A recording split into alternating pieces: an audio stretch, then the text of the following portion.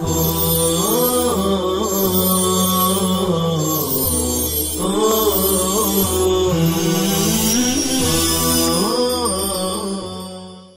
اللہ الرحمن الرحیم الحمد للہ کفا وسلام علی عبادہ الذین اصطفى اما بعد وصلی اللہ علی النبی الکریم وآلہ وصحبہ اجمعین۔ باب سجود التلاوہ وسجدۃ بین تکبیرتین بشروط الصلاۃ بلا رفع ید وتشہد وسلام وفیہا سبحۃ السجود وتجب على من تلا آية من 14 التي في آخر الأعراف والرعد والنحل وبني إسرائيل ومريم وأولى الحج۔ عزیزان محترم، سجدہ سہو کی بحث کے بعد سجدہ تلاوت کا بیان بظاہر اپنے اندر یہی مناسبت رکھتا ہے کہ دونوں بحثوں کا تعلق سجدوں سے ہے، لیکن سجدہ سہو کا معاملہ صلاۃ المریض کی مناسبت سے ساتھ اس کی مناسبت زیادہ ہے، اس لیے اس کو پہلے بیان کر دیا۔ سجدہ تلاوت بھی واجب ہے، جس میں ایک سجدہ ہوتا ہے دو تکبیروں کے درمیان، یعنی جاتے وقت ایک تکبیر اور اٹھتے وقت ایک تکبیر۔ اس میں کھڑے ہو کر پھر سجدے کے لیے جانا یہ مستحب ہے، لیکن بیٹھے بیٹھے تکبیر کہہ کے اگر سجدہ کیا ہے تو یہ بھی جائز ہے۔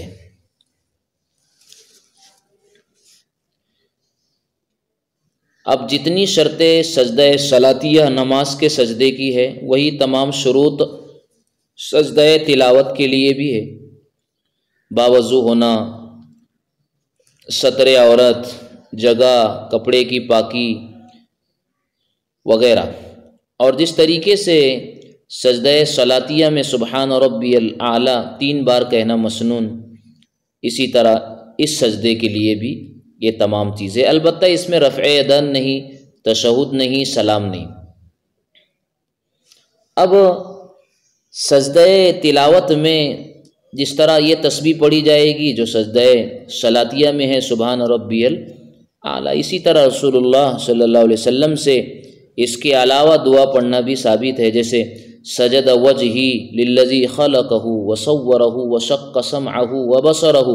وبحولہ وقوتہ، یہ بھی دعا پڑھی جا سکتی ہے۔ اور سجدہ تلاوت کے وجوب کی جو بنیادیں ہیں، اسباب ہے، اس میں لفظ تلاوت خود بتا رہا ہے کہ سجدہ تلاوت واجب ہوتا ہے آیت سجدہ کو تلاوت کرنے سے۔ قرآن کریم میں مخصوص 14 آیتیں ایسی ہے جن کی تلاوت کرنے سے تالی پڑھنے والے پر سجدہ تلاوت کا لزوم ہو جاتا ہے۔ دوسرا سبب وجوب سجدہ تلاوت کا آیت سجدہ کو سننا، چاہے جس سے بھی سنے، چھوٹے سے سنے، بڑے سے سنے، اور اسی طرح صحیح و دماغ سے سنے یا مجنون سے سنے، مرد سے سنے، عورت سے سنے، بہرحال سماع تلاوت، سماع آیت سجدہ، یہ بھی وجوب سجدہ کا سبب ہے۔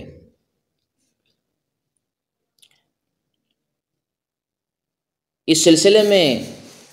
وجوب سجدہ کی دلیل دراصل وہ حدیث ہے جس کو امام مسلم وغیرہ حضرات نے روایت کیا ہے کہ جب ابن آدم سجدہ کرتا ہے تو شیطان اس سے ہٹ کر روتا ہے اور کہتا ہے کہ ہائے بربادی، ابن آدم کو سجدے کا حکم ملا تو اس نے سجدہ کر لیا اور اس کے لیے جنت ہے، اور مجھے سجدے کا حکم ملا تو میں نے انکار کر دیا اور اب میرے لیے آگ ہے۔ اسی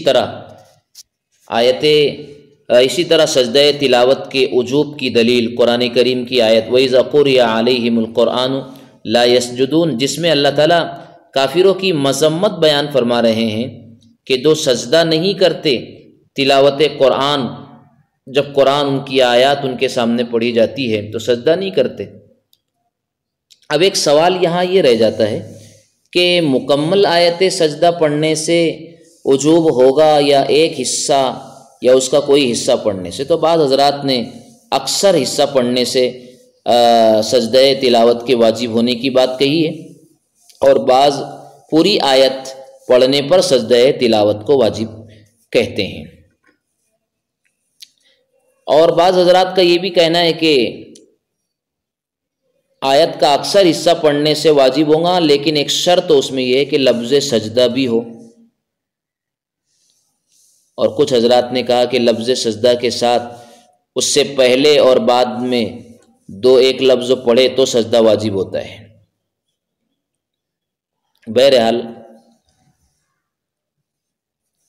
بہتر یہ معلوم ہوتا ہے کہ لفظ سجدہ یا وہ لفظ جو معنی سجدہ پر دال ہے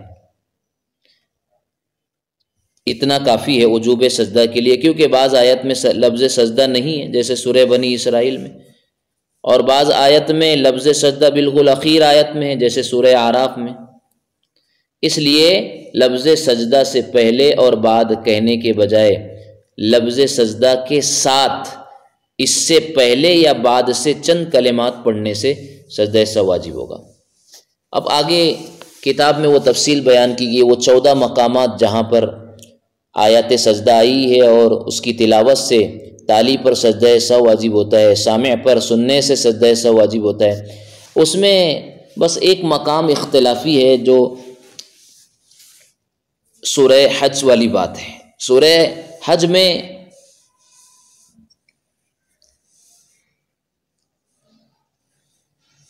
امام شافعی رحمۃ اللہ علیہ کے نزدیک جو ہے 2 سجدے ہیں۔ ایک وہی سجدہ ہے جو احناف کے نزدیک ہے،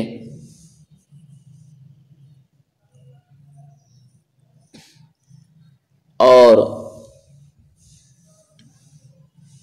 احناف کے نزدیک جو سجدہ ہے الم تر ان اللہ یسجد لہ من فی السماوات ومن فی الارض،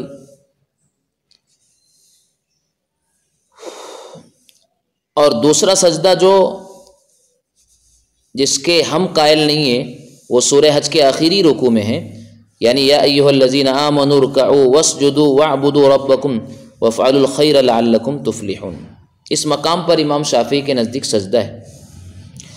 وہ دلیل یہ دیتے ہیں کہ حضرت عقبہ سے مروی ہے کہ انہوں نے عرض کیا یا رسول اللہ صلی اللہ علیہ وسلم، کیا سورہ حج کو 2 سجدوں کی فضیلت ملی ہے؟ آپ نے فرمایا ہاں،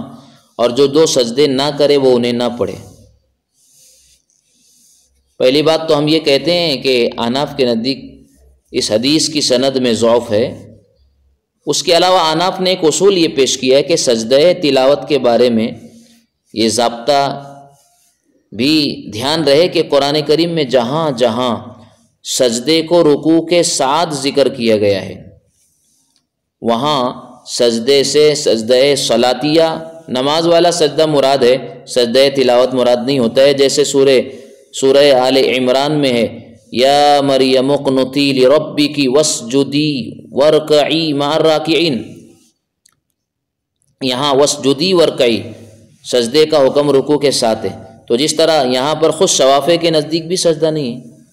تو سورہ حج کی یہ دوسری جو آیت ہے وہ اسی قبیل سے ہے جس میں واسجدوا وارکعوا واسجدوا کہا جا رہا ہے، تو اس سے مراد نماز کا سجدہ ہے، سجدہ تلاوت نہیں ہے۔ البتہ پھر بھی بعض احناف نے اس بات کا اقرار کیا ہے کہ سورہ حج کے دوسرے مقام کے سلسلے میں جو حدیث پیش کی گئی اگرچہ اس میں ضعف ہے، لیکن امام شافعی رحمۃ اللہ علیہ کا مسلک راجح ہے، ایسے بعض حضرات نے اس کا اقرار کیا ہے۔ البتہ سجدے جس طرح ہمارے نزدیک 14 ہے، اسی طرح حضرات شوافع کے نزدیک بھی 14 ہی آیات سجدے کی ہے اور 14 ہی سجدے واجب ہیں۔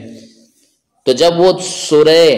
حج میں 2 سجدے مانتے ہیں تو اس طرح ان کے نزدیک تعداد 15 ہو جانا چاہیے، لیکن اس کا جواب یہ ہے کہ ان کے نزدیک سورہ صاد میں کوئی سجدہ نہیں ہے۔ سورہ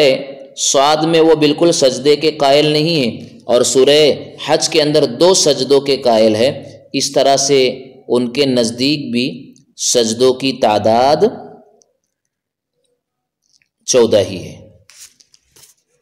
हुआ सज्दतुन बैन तकबीरतैन बिशुरूत सलाती बिला रफ़ई यदिन व तशहुदिन व सलामिन, वो एक सज्दा करना है दो तकबीरों के दरमियान नमाज की शराइत के साथ, हाथ तशहुद हाथों को उठाए बगैर, तशहुद और सलाम के बगैर। वफ़ी सबअतुस सुजूदी, और सजदे तिलावत के अंदर सजदे की तस्बीहात का पढ़ना है। व तजीब वाला मन तला आयतन मिन अर्बई अशरता, और वाजिब होता है सजदे तिलावत उस शख्स पर जिसने 14 में से कोई एक आयत पढ़ी। और लतीफ़ी आखिर आराफ़ी, जो सूरह राद सूरह आराफ के आखिर में है। वर्रादी वन्नहली व बनी इसराइला, और सूरह राद में, सूरह नहल में, सूरह बनी इसराइल में और सूरह मरियम में। व उलल हज, और हज के दो सज्दों में से पहला एहतराजुन अनिस सानिया, सानिया से एहतराज है यानी दूसरे सज्दे से एहतराज है अहनाफ को। वही कौलुहु ताला वर्कअू वस्जुदू, और वो मकाम है वर्कअू वस्जुदू वाला। फ़इन्नहु ला सज्दतन इंदना, फ़इन्नहु ला सज्दता इंदना, इसलिए कि इस मकाम पर हमारे नज़दीक सज्दा नहीं। खिलाफन लिशाफ़ी रहिमहुल्लाहु ताला फ़ी कुल्ली मौज़िइन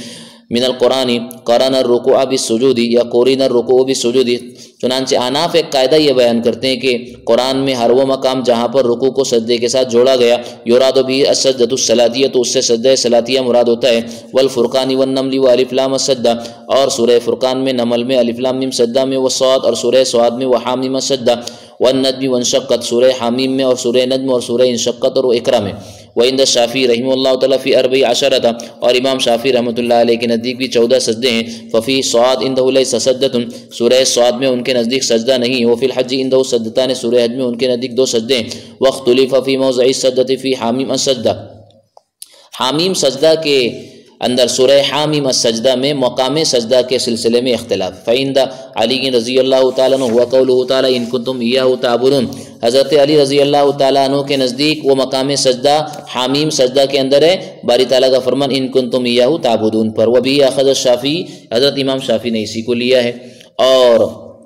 वइंद इब्न मसूद रज़ी अल्लाह तआला अन्हु, हज़रत इब्न मसूद रज़ी अल्लाह तआला अन्हु के नज़दीक हामीम सज्दा में मकाम सज्दा है कौलुहु तआला वहुम ला यसअमून फ़अख़ज़ना बिहाज़ा, तो हमने इसी को लिया है एहतियातन, एहतियात पर अमल करते हुए। फ़इन्न ताख़ीर सज्दति जाइज़ुन ला तक़दीमुहु, इसलिए कि ताख़ीर सजदा तो जायज़ है लेकिन तक़दीम सजदा जायज़ नहीं है।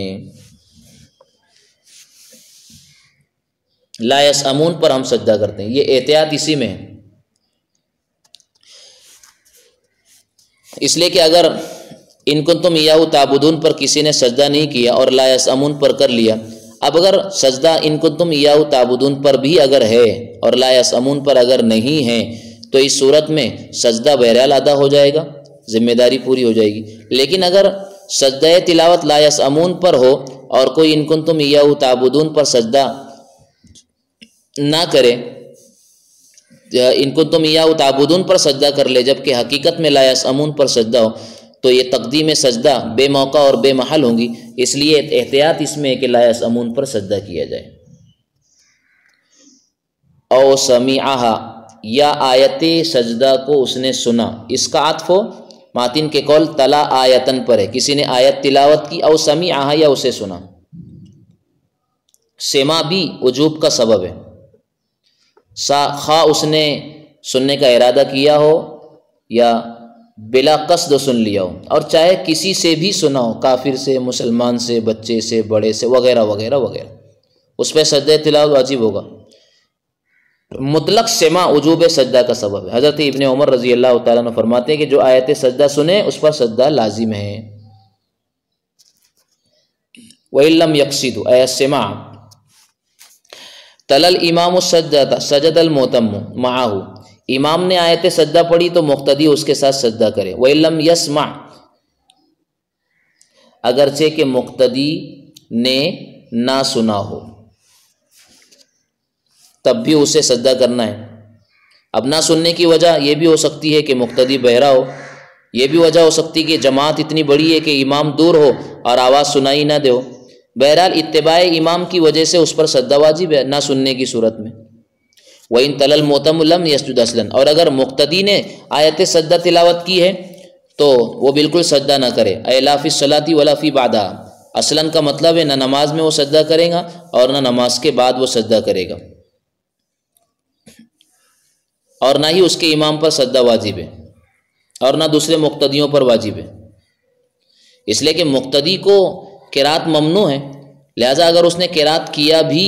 तो उसकी किरात ला किरात है, उसका एतबार ही नहीं है, तो ना उस पर सजदा आएगा ना उसकी वजह से किसी और पर आएगा। وسجد السامع الخارجی سمیع المصلی ممن لیس معه سجد بعدها ولو سجد فيها اعادها للصلاۃ. باہر سے سننے والا آدمی سجدہ کرے گا. سمیع وسجد السامع الخارجی، باہر سے سننے والا آدمی سجدہ کرے گا.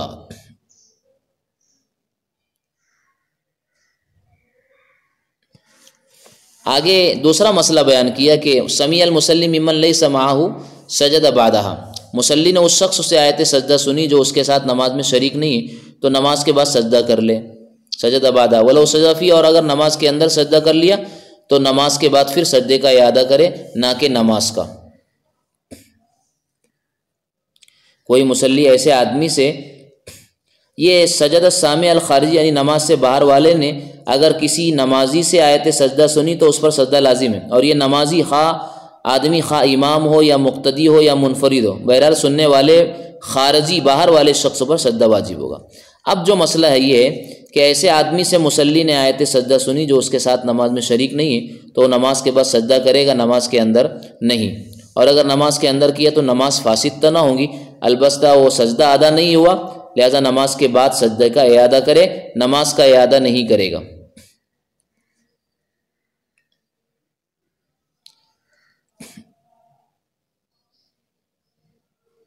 یہاں پر نماز کے بعد سجدہ کرنے کو اس لیے کہا جا رہا ہے کہ اس نے یہ جو آیت سجدہ سنی ہے وہ نماز کے اندر میں نہیں سنی ہے، اندر والے سے نہیں سنی ہے، بلکہ باہر والے شخص سے سنی ہے.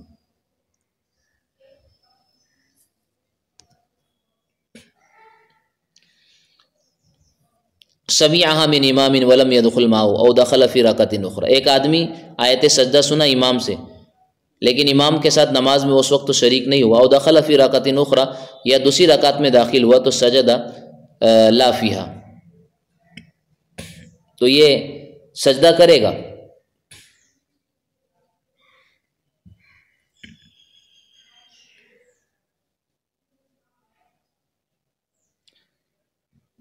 اب وہ امام کی اقتدا کب کرتا ہے یہ بات دیکھی جائے گی. اگر امام کے سجدہ تلاوت ادا کرنے سے پہلے اقتدا کر لی تو یہ بعد میں آنے والا مقتدی بھی امام کے ساتھ سجدہ کرے گا،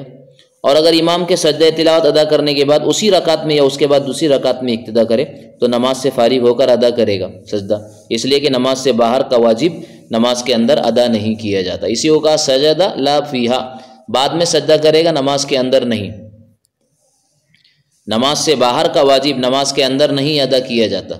کیونکہ اس نے آیت سجدہ کو باہر رہتے ہوئے سنا ہے. وَإِن دَخَلَ فِي تِلْكَ الرَّكَعَةِ إِن كَانَ الدُّخُولُ قَبْلَ سُجُودِ إِمَامِهِ، اور اگر اسی رکعت میں امام کے ساتھ شریک ہو گیا تو اگر یہ داخل ہونا امام کے سجدہ کرنے سے پہلے ہے سجدہ معاہو، تو امام کے ساتھ سجدہ کرے گا، وَإِلَّا لَا يَسْجُدُ، ورنہ تو سجدہ نہیں کرے گا، جیسا کہ حکم بتا دیا گیا. وَالسَّجْدَةُ الصَّلَاتِيَّةُ لَا تُغْزَى خَارِجَهَا، اے سجدۃ التلاوت التی محلها الصلاۃ لا تغزى خارج الصلاۃ، وہ سجدہ تلاوت جو نماز میں واجب ہو، یعنی نماز میں آیت سجدہ تلاوت کرنے سے جو سجدہ واجب ہو وہ نماز ہی میں ادا کرے، نماز سے باہر ادا نہ کرے. اس لیے کہ ہمارے نزدیک اگر نماز میں آیت سجدہ تلاوت کرے تو جس رکعت میں تلاوت کرے اسی رکعت کے رکوع و سجدہ سے وہ سجدہ تلاوت ادا ہو جاتا ہے، لہذا نماز سے باہر ادا کرنے کے لیے اس پر سجدہ باقی نہیں رہتا. لیکن یہ اس وقت ہے جب آیت سجدہ کے فوراً بعد رکوع کرے اور کم از کم 3 آیتوں کی مقدار فصل نہ کرے. اگر آیت سجدہ تلاوت کرنے کے بعد اور 3 آیتیں پڑھ لیا، فصل کر دیا 3 آیتوں سے،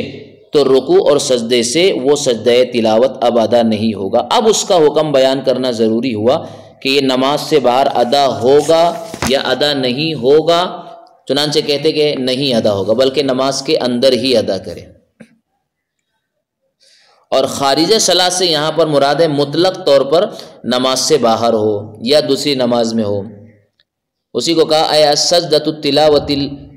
التلاوت التی محلها الصلاۃ، وہ سجدہ تلاوت جس کا محل نماز میں ہے، یعنی جس کا وجوب ذمے میں نماز کی حالت میں آیا ہو. لا تغزى خارج الصلاۃ، اسے نماز سے باہر ادا نہیں کیا جائے گا. وانما قلت محلها الصلاۃ ولم اقل التی وجبت فی الصلاۃ. شارح ایک سوال اٹھاتے ہیں کہ میں نے اس طرح کہا کہ وہ سجدہ تلاوت جس کا محل نماز ہے، میں نے ایسا نہیں کہا التی وجبت فی الصلاۃ کہ جو نماز میں واجب ہوا ہو، احترازاً اما وجبت فی الصلاۃ، تو احتراز ہے اس سجدہ تلاوت سے جو نماز میں واجب ہوا ہو، وہ محل ادائی خارج الصلاۃ، اور اس کے ادا کرنے کا محل نماز سے باہر ہو۔ کما اذا سمع المصلی ممن لیس معہ، اس کی صورت بتائی جیسے کہ مصلی نے سنا ایسے شخص سے جو اس کے ساتھ نماز میں شریک نہیں ہے، تو ظاہر سی بات ہے مصلی پر وجوب آیا ہے بحالت نماز، او سمع من امامہ یعنی امام سے سنا، واقتدی بہ فی رکعۃ اخری اور اقتدا کیا امام کی دوسری رکعت میں، تو وجوب سجدے کا نماز کی حالت میں ہوا ہے، لیکن اس کی ادائیگی کا محل چونکہ خارج صلاۃ ہے۔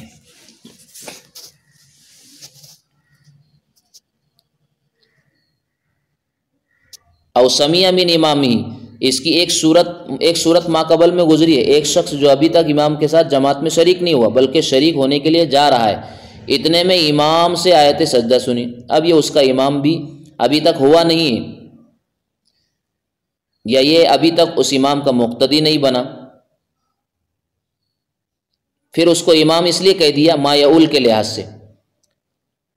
او سمیع من امامہ جو کہا یہ ما یعول کے اعتبار سے، آئندہ چونکہ وہ اس کا امام بنے گا، اور اس صورت میں اس پر سجدہ تلاوت نماز کے اندر واجب نہیں ہوا اور نہ ہی اس کا محل نماز ہے۔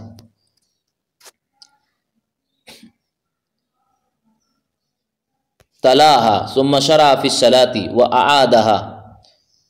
کفتہ سجدۃ وان تلاہا وسجد ثم شرع فیہا واعاد سجدہ اخری۔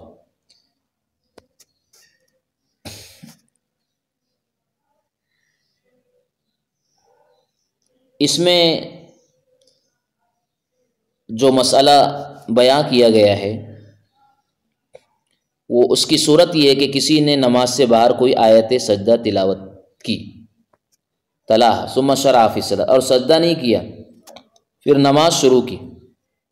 پھر اس نماز میں اسی آیت سجدہ کا اعادہ کیا، وہ اعادہا، تو اب کہتے ہیں کفتہ سجدۃ، ایک ہی سجدہ کافی ہے، ایک مرتبہ وہ آیت پڑھی گئی نماز سے پہلے باہر، اور ایک پھر پڑھی جا رہی وہی آیت نماز کے اندر، اور درمیان میں سجدہ ہوا نہیں ہے، تو ایک سجدہ کافی ہے۔ لیکن اس کے برعکس صورت، یعنی کسی نے نماز میں کوئی آیت سجدہ پڑھی، وَإِن تَلَاهَا وَسَجَدَ، اور سجدہ کر لیا، ثُمَّ شَرَعَ فِيهَا، پھر سلام پھیرنے کے بعد پھر اسی آیت کا اعادہ کیا، تو ایک قول کے مطابق دوبارہ سجدہ کرنا ہوگا اور ایک قول کے مطابق نہیں۔ اب دونوں قول میں تطبیق کی صورت یہ ہے کہ اگر سلام پھیر کر آیت سجدہ کا اعادہ کرنے سے قبل کوئی کلام کیا تو سجدے کا اعادہ ضروری ہوگا کیونکہ انقطاع ہو گیا، اور اگر کوئی کلام نہیں کیا تو سجدے کا اعادہ نہ کرے، یہی صحیح ہے۔ اب دونوں صورتوں کی آگے توجیہ پیش کی جا رہی ہے، وجہ بیان کی جا رہی ہے، یعنی پہلی صورت میں سجدہ غیر صلاتیہ جو نماز سے پہلے اس نے آیت سجدہ پڑھی تھی اور پھر اسی آیت سجدہ کو نماز کے اندر پڑھا، تو اسی کو کہہ رہے ہیں غیر صلاتیہ سجدہ، سجدہ صلاتیہ کے تابع بن کر ادا ہو گیا، اس لیے کہا کفت ہو سجدۃ، ایک سجدہ اسے کافی ہو جائے گا۔ اب اگر اس نے نماز کے اندر سجدہ نہیں کیا تو دونوں ساقط ہو جائے گی، اس لیے کہ خارجی سجدے کا حکم داخلی سجدے والا بن گیا تھا، اب صلاتیہ کے ساقط ہونے سے غیر صلاتیہ نماز والا سجدہ بھی ساقط ہو جائے گا، لیکن یہ ظاہر الروایت ہے، لیکن روایت نوادر میں صلاتیہ سجدہ ساقط نہ ہوگا، لأن فی الصورۃ الاولی غیر الصلاتیہ صارت تبعا للصلاتیہ، پہلی صورت میں غیر صلاتیہ سجدہ نماز سے باہر والا وہ سجدہ صلاتیہ کے تابع بن گیا ہے، وَإِن لَمْ يَتَّحِدِ الْمَجْلِسُ، اگرچہ کہ مجلس متحد نہیں ہے، وفی صورت الثانیہ لما سجد قبل الصلاۃ، اور دوسری صورت میں جب اس نے نماز سے پہلے سجدہ کر لیا، لا یقع عما وجبت فی الصلاۃ، تو یہ سجدہ جو باہر والا ہے اس سجدے کی طرف سے واقع نہیں ہوگا جو نماز میں واجب ہوا ہے قط کبھی بھی۔ اب اسی عبارت کو مختصر الوقایہ کے حوالے سے بیان کر رہے ہیں ہم اس کو صرف وہ عبارت پڑھ دیتے ہیں، مسئلہ وہی ہے وَإِنْ أَعَادَ فِي مَجْلِسٍ وَفِي صَلَاةٍ كَفَى سَجْدَةٌ، اور اگر اعادہ کیا مجلس میں یا نماز میں تو ایک سجدہ کافی ہے۔ قَرَأَ فِي غَيْرِ الصَّلَاةِ ثُمَّ أَعَادَهَا فِي الصَّلَاةِ، یعنی غیر نماز میں پڑھا پھر اسی کا اعادہ نماز میں کیا۔ وَفُهِمَ مِن تَخْصِيصِ الْمُعَادِ بِكَوْنِهِ فِي الصَّلَاةِ أَنَّ الْأُولَى فِي غَيْرِ الصَّلَاةِ۔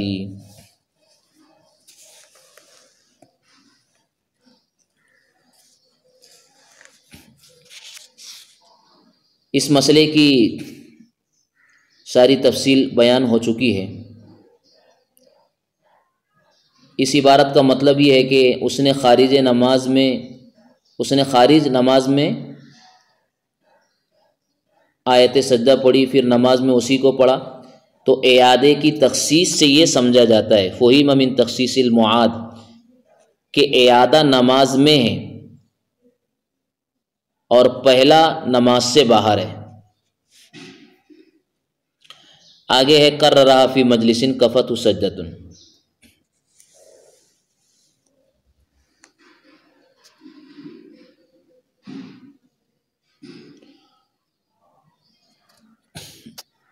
جیسا کہ آپ یہ بات جانتے ہیں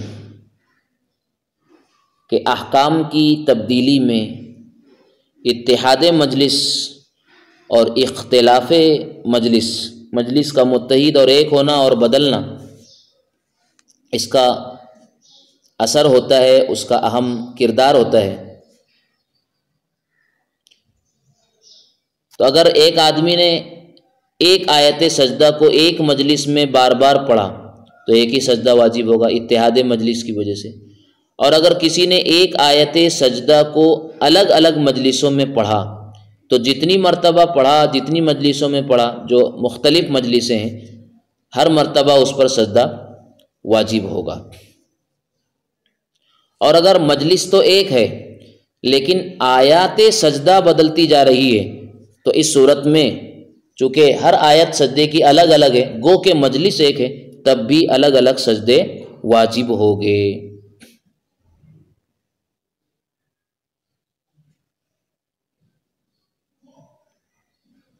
آگے والی عبارت میں اتحاد مجلس اور اختلاف مجلس کی نسبت پر سجدہ تلاوت کے مختلف احکام بیان کیے جا رہے ہیں۔ انشاءاللہ اسے ہم اپنے آئندہ سبق میں سمجھنے پڑھنے کی کوشش کریں گے۔ وما توفیقی الا باللہ۔